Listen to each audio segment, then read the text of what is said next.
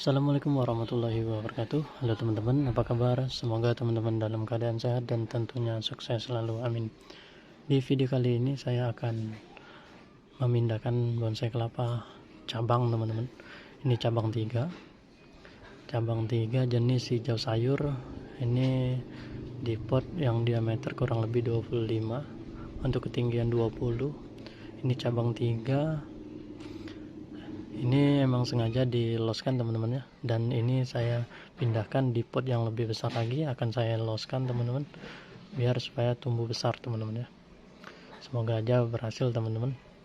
Dan ini medianya sudah saya siapkan. Medianya menggunakan media seperti biasa, kotoran kambing, tanah humus, kokopit, sekam bakar, sekam mentah, dan saya menggunakan pupuk tambahan dekastor atau kosmocot, teman-teman ya. Nah, ini bonsai kelapanya.